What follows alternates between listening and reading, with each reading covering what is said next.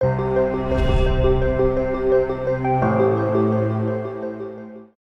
Krishna. So welcome all of you all for yet another episode of Agents of Change. So we are so very happy, grateful and excited to be with His Grace Gaurang Prabhu. So Gaurang Prabhu doesn't need any introduction. He's a legendary monk. He has done so much contributions to our movement. So without further delay, we'll try to dwell into a little into the life and the thinking process of this big change maker, Gaurang Prabhu. Hare Krishna. Thank you very much, Prabhuji. Thank you.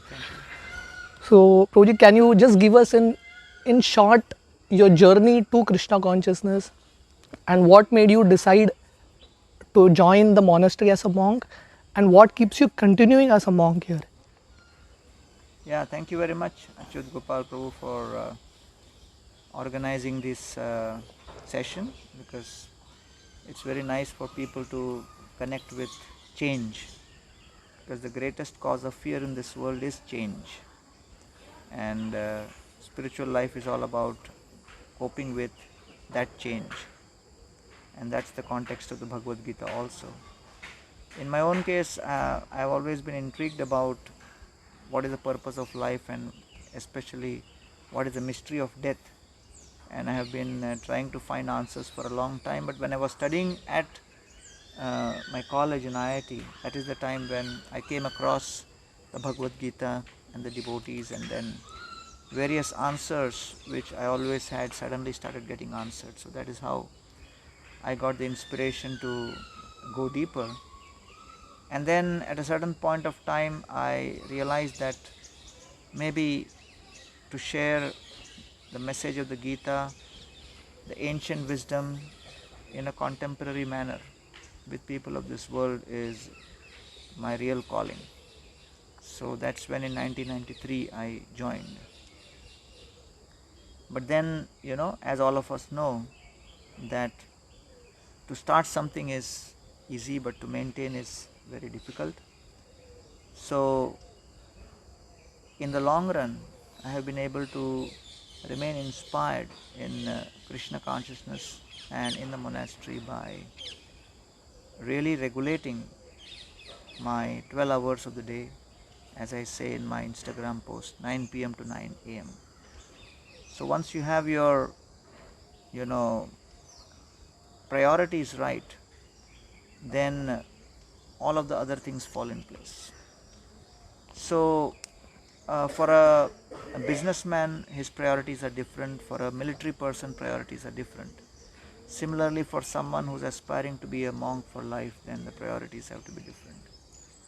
And therefore, the spiritual investments which are required and the kind of focus which is required, especially when it comes to taking care of your own personal needs and your spiritual needs, if that is not prioritized in the long run, then it can create disaster. So therefore I say that first focus on 9 p.m. to 9 a.m. and then if that is focused and that is within your control, then there are many other things which may not be within your control, but you can cope with those changes. Yeah, brilliant answer. Yeah, Gaurang Prabhu, this is like a very famous Instagram post of his, 9 p.m. to 9 a.m., the morning hours. So I have a very connected question to the same thing. I think you have recently published a book called Art of Focus, and you have definitely been one of the most focused persons. The kind of achievements you have had in the span of 25-30 years in Krishna conscious movement is like amazing. It cannot be achieved practically by anyone. So what is the art of focus? How do you manage to be so focused? I have seen you for so many years, not diverted here and there, very focused on your services, your goals. So how do you achieve that kind of focus?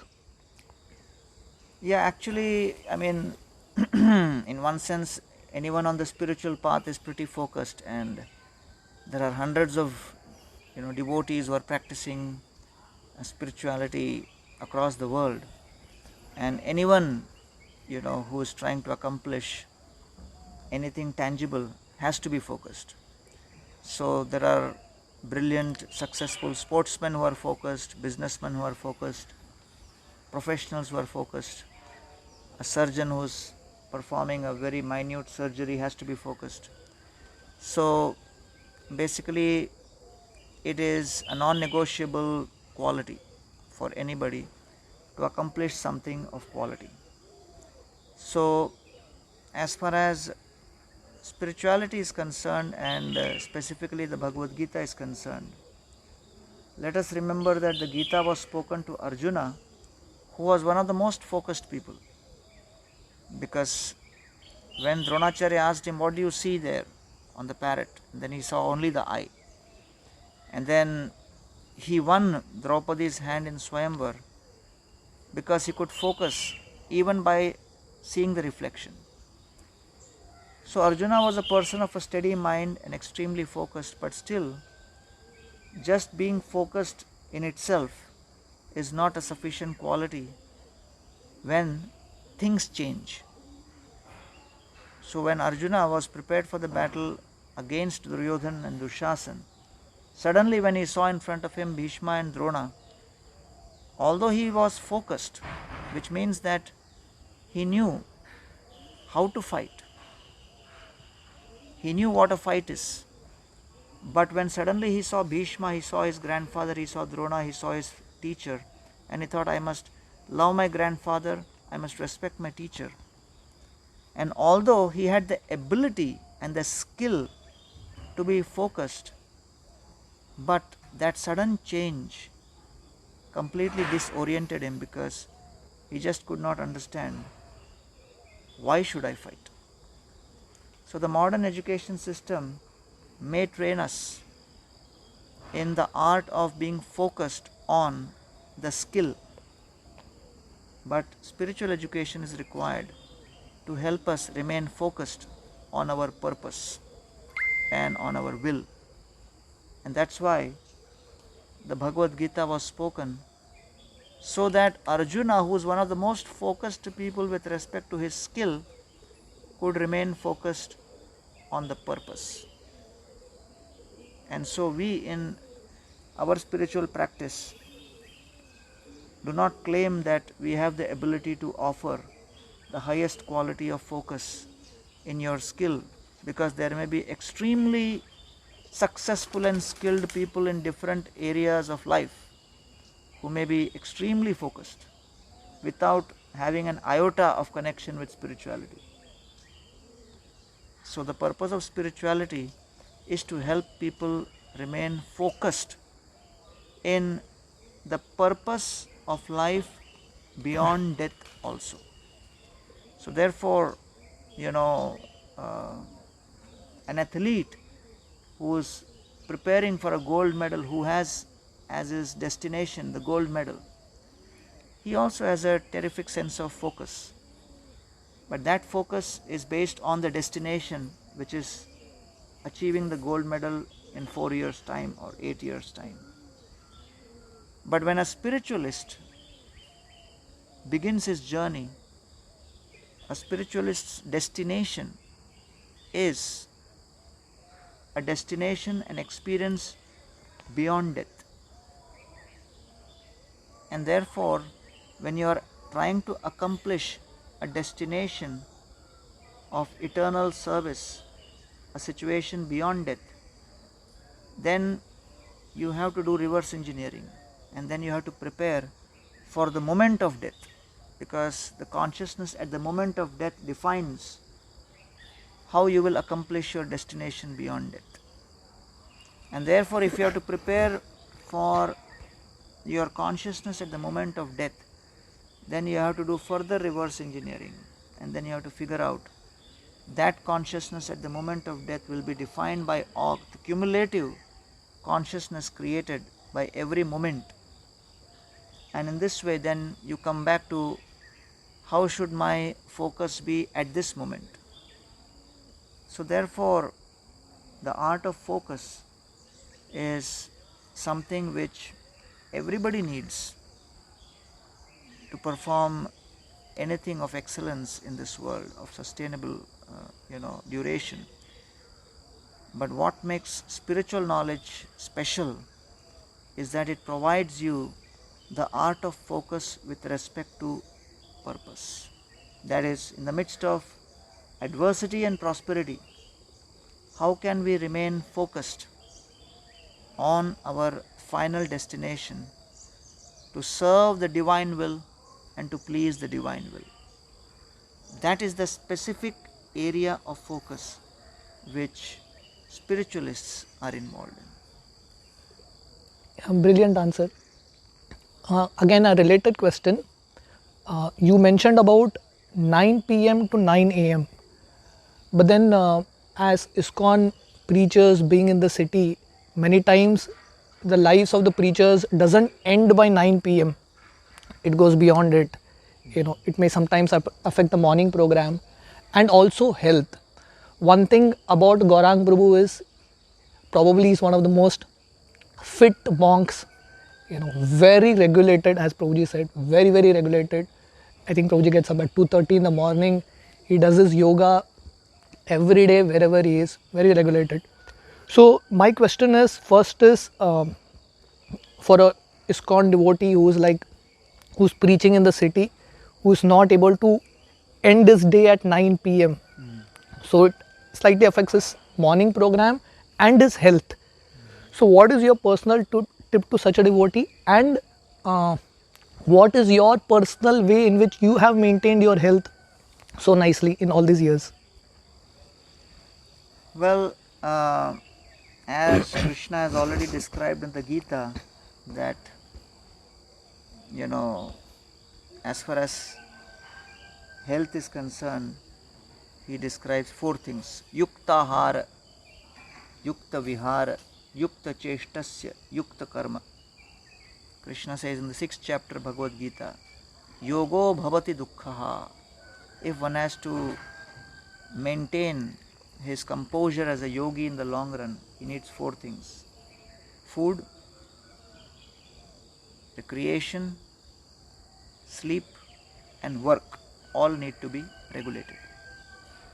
So, in the life of His Divine Grace Srila Prabhupada, if you see that practically all of the books which he translated, he may have translated it at night, but it was regulated.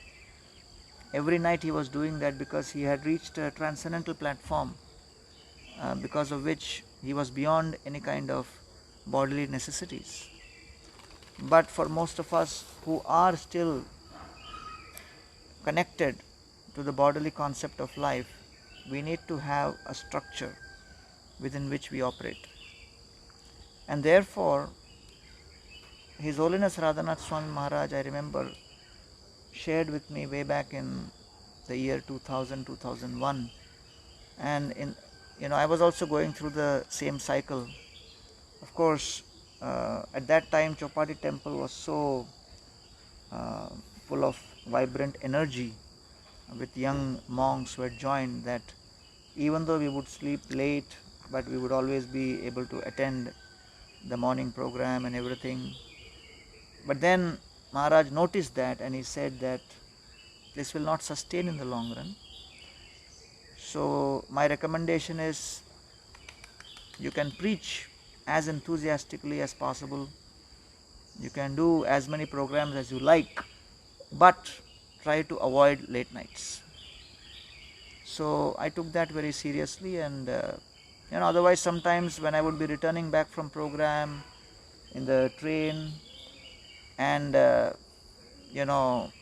would sleep because it was late in the train during the travel, because it was 11:30, 12 o'clock, and then sometimes the train would stop at Grant Road station, I would not even know, and then it would stop at Church Gate, and then I would wake up, and then I would realize that, oh, I missed the stop.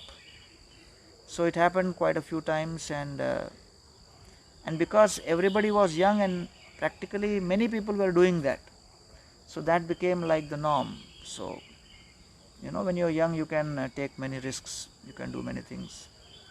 But then I'm glad that Maharaj shared this insight, and it was nothing in one sense unknown, but still, when you are off the track in certain way in any particular aspect of your habits, it always helps for someone to give advice. So that advice was very, very significant, and practically for the last 20 years I have tried to maintain that. And of course, I must confess that I have not been directly involved in regular congregational programs, and mostly I used to do youth programs. So that also helped because the youth programs don't run so late. But then, also I have tried consciously to avoid any conversations late into the night as much as possible. It doesn't always work, but sometimes while traveling abroad and you are going city to city, every day you are moving to a new city, then sometimes it doesn't work also, because you're staying with someone, and the host expects that that's the only couple of hours they have to share any doubts or issues. So when there is a very intense traveling schedule where you are just rolling on from one place to another over a period of 30-40 days, then also the sleep regulation may not always be possible. But then of course I must also thank my service at the Govardhan Eco Village, because a rural project has its advantage that everybody goes to sleep by 8:30. So life here at the Eco Village has helped.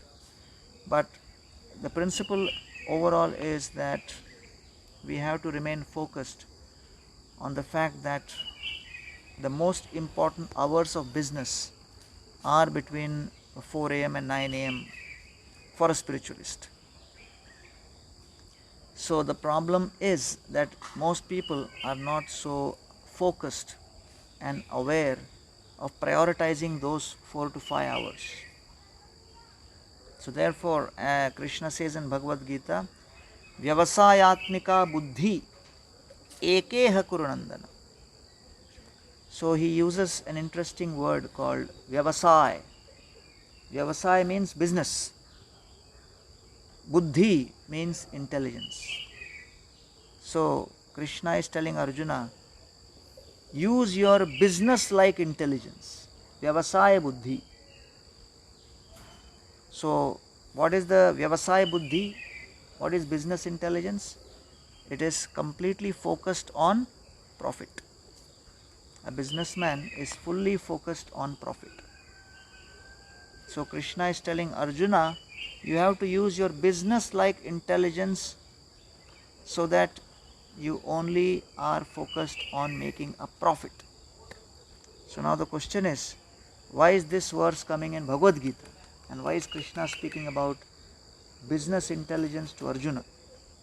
He is adding a word in the middle, Atmika. Atmika means use your business-like intelligence to invest in your spiritual practices. Your spiritual practices should be performed with business-like professionalism, which means that every decision you take while investing in your spiritual life should be focused on one thought. If I perform this activity now, will it be profitable for my spiritual life? So then the question arises, what is profit? So you say, okay, revenue minus expense, that is profit. So what is revenue with respect to spiritual life? Revenue in spiritual life is the number of seconds or minutes or hours, the time duration where our mind is focused on our spiritual practice. So those moments when your mind is focused on your spiritual practice, that is revenue. And that's what Krishna says in Bhagavad Gita, Manmana bhava mad bhakto madhyaji, absorption. So the number of hours you can spend in 24 hours being absorbed in your spiritual practice is your revenue. And the number of hours you remain distracted from your spiritual practice is your expense. So then for a daily basis, make your revenue and expense calculation. Today I was absorbed for 4 hours, distracted for 10 hours. So you made a loss of 6 hours. So you are absorbed for 12 hours, you remain distracted for 2 hours. So you made a profit of 10 hours. Like that, you and me may not maintain a daily balance sheet, but Krishna is maintaining as Paramatma. So therefore, he is maintaining it and he is reviewing it. And then the daily balance sheet gets into a weekly, the weekly gets into a monthly, monthly gets into a yearly, decade wise. When all of this balance sheet you add, then ultimately at the moment of death, Krishna, he checks what has happened over the last 30-40 years. Then he decides, Antakale chamam, Antakale smaran muktva kalevaram, that at the moment of death Krishna gives that remembrance. So therefore, when we speak about spiritual life, it has to be carried out also with great business-like professionalism, as Krishna speaks in the Bhagavad Gita. And therefore, what I do at night is very much dependent on how much conscious I am on what I need to do next day morning. An athlete who has a final match of a championship, either a football or cricket or hockey or athletics championship next day in the morning, he will not be just partying all night. He knows that his performance next day is very much dependent on how much rest he gets. So similarly, we may be performing our chanting every day and it may appear to be a mechanical routine, but then we must remember that the amount of rest we get at night very much will determine our ability to remain focused during our morning program. Those are the hours which have been specifically allotted so that we can be very easily absorbed.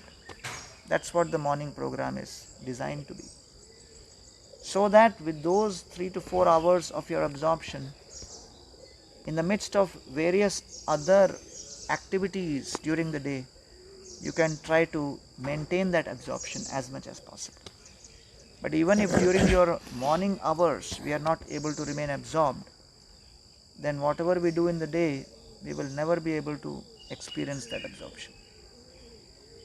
So therefore, it's a matter of prioritizing, and once you prioritize that and then you experience the benefits of that, then you realize that there is karma yoga, there is jnana yoga, there is ashtanga yoga, and there is bhakti yoga. So if we are focused on karma yoga, then karma yoga is achievement centric, accomplishment centric. And if we approach our life in an accomplishment and achievement centric manner, then we really do not care when we sleep, what we sleep and all that, because we know that my body has the ability to work hard in spite of whatever time I sleep. So then one may think, okay, I can get up anytime, because ultimately one is focused on the work or the activity which one engages in, and not specifically on the degree of absorption one needs to have practicing one's spiritual practices. If one is jnana yoga, one is actually knowledge centric. A knowledge centric person feels that I have such terrific intelligence that I can, you know, absorb any level of knowledge within my intelligence, and any degree of information I can trap within my brain any time of the day. And in fact, I become more focused from 10 p.m. At night, or 8 p.m. at night, and late nights suit me better. And then one's entire focus becomes that, or one just doesn't feel the necessity to spend time chanting the rounds with quality and attention and all that. So one becomes neglectful to the basic spiritual practices because one is very much absorbed in studying various kinds of books. Bahushastre bahuvakye chitte hoye bhram, Chaitanya Charitamrita says. Mahaprabhu does not recommend just dabbling in too much of different types of philosophy. And then if someone is into Ashtanga Yoga, or as they say, one becomes very perfection centric, and the focus is on how I can be perfect in various skills, even within spiritual practices. So the focus remains, one's faith is fully on how much I can be perfect in certain activity. And one feels that if I regularly practice certain skill, I will become perfect in that. So the focus goes on perfecting some other skill apart from just the basic spiritual practices. And one finds the basic spiritual practices very boring compared to focus on other skills, by which one feels I will increase and expand my influence by becoming skillful in that particular arena. So all these three are basically approaches which are quite different from what is expected in the process of bhakti. So the Karma Yoga, Jnana Yoga and Ashtanga Yoga, they are either achievement centric, knowledge centric or perfection centric. And the common thing about all the three is these three are dependent on one's own personal effort only, primarily, largely. Whereas bhakti or devotional service is highly dependent centric. One is dependent on the grace of the Lord. It begins with the premise that I am insignificant. My efforts will always remain insignificant. But within those insignificant efforts, the only significant component is the intensity of my intention. So let me focus on the intensity of my intention within whatever failing, tottering, imperfect efforts which I may be able to offer. And then the hope is the Lord, being all merciful and all knowing, when He sees that, then He reciprocates by uplifting us and bringing us close. So basically the theme of the Damodar Leela also, that Swamatu Svinnagatraya Vistrishta Kabarasraja Drishtva Parishramam Krishna Kripayasit Swabandhane. Swamatu Svinnagatraya, Yashodamaya was trying to bind Krishna, and in the process she becomes completely exhausted. And then finally when Krishna sees Yashodamaya's exhaustion and her effort, Parishramam Drishtva, Shram means effort, Parishrama means you are trying one after another, constantly making effort one after another. Parishramam, 360 degrees. That means when one effort fails, then Drishtva Parishramam Krishna. So Drishtva Parishramam basically means to actually see the efforts being put by Yashodamaya. So when one effort fails, you begin the next effort and you don't stop at all, with the hope that Krishna will reciprocate. So the focus herein is on receiving the grace of the Lord. And therefore, the chanting of japa and practicing of. So therefore in our morning program, we don't begin our morning program directly with japa. We could begin directly with japa. But why Srila Prabhupada has instituted the morning program in such a way that you begin with first the Guru Ashtakam. That means we first pray for the grace of the Guru. And then we pray to Lord Narsingadev to remove the obstacles in our sadhana. Then, as you know that success in life is accomplished by two things. By finding the expert and by following the expert. If you find the expert and follow the expert, success is guaranteed. So when you are looking for devotional service in Vrindavan, pleasing Krishna, Shyamasundar in Vrindavan, Aradhya Bhagwan Prajeshatanayat Taddhama Vrindavan. So then you have to find the expert who is able to actually serve Krishna in Vrindavan in the most expert manner, and that is Vrinda Devi, that is Tulsi.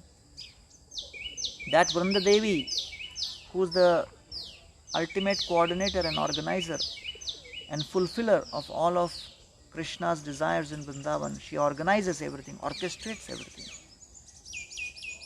So she is manifested in this world in the form of Tulsi. So then we offer the Tulsi Arati, because here we acknowledge that she is the real expert. She has proven herself in serving and pleasing Krishna in Vrindavan. So therefore we offer the Tulsi Arati. Tulsi Arati is basically a prayer to her that the day is beginning. I have some degree of some component of some reservoir of energy available for the day, but first we need to pray to you so that you bless us, that we are able to unleash that energy in a manner which is pleasing to Krishna. So therefore the whole Tulsi Arati is a prayer in that direction. And then once that Tulsi Arati is done, then we offer the Shikshashtakam prayers, where again Lord Chaitanya Mahaprabhu is praying to the Lord on what is the mood in which we should offer our prayer to Krishna while chanting the Hare Krishna Mahamantra, and how the practice of bhakti ultimately is so that we are able to serve Krishna in any situation, anytime, anything, anywhere. We are available to serve, because that's the platform in the spiritual world. Anything, anytime, anywhere, for eternity. And therefore, the Shikshashtakam begins with Cheto Darpana Marjanam, ends with Ashlisya Padaratam Pinashtumam. That right now I am disqualified, unqualified, but ultimately I am willing to serve in any situation of prosperity or adversity. But the only question which remains in my mind is, in all situations of prosperity and adversity, is how to serve Krishna and how to please Krishna. So with all of that preparation, then we actually start offering formally the prayer. So all of this is preparation before the process of formal prayer begins, which is, O divine energy of the Lord Hare, O all attractive Krishna, O reservoir of pleasure Ram, please engage me in your devotional service. And then the Mahamantra Japa begins. Hare Krishna, Krishna Krishna, Hare Hare, Hare Ram, Hare Ram, Ram Ram, Hare Hare. So this is an entire process, and this is supposed to be the main business for practicing Gaudiya Vaishnavas, and that is the purpose for which ISKCON has been established.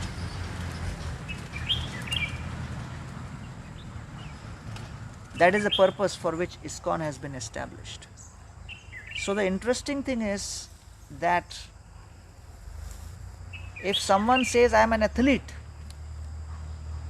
and his training time given by the coach is in the morning between 7 to 9, and it doesn't manifest for that training, so he will not be able to remain an athlete.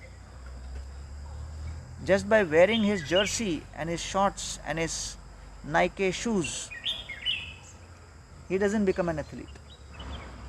So the Nike shoes and his jersey and his shorts are part of his athletic gear. Just by wearing those doesn't make him an athlete. He really becomes an athlete when, after wearing those dress of an athlete, he actually shows up at 6 in the morning, and then he practices as per the coach morning and evening, and when he does that, then his athletic prowess grows. So similarly, there is the main business of an athlete, and then there is an attendant cultural elements of the athlete. Both need to go hand in hand.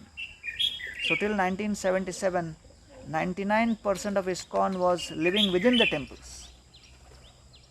So the 99% of ISKCON was attending the morning program, and they were spending their 4:30 a.m. to 9 a.m. practicing the process given by the founder Srila Prabhupada in this manner as described by the morning program and the need for it. So practically 99% of the society was in sync with the purpose for which the society has been established, which is bhakti pradhan, which is devotional centric, dependent centric. But then today we find that 99% of our society is living in homes, and hardly 1% or even less than that is living in the temples.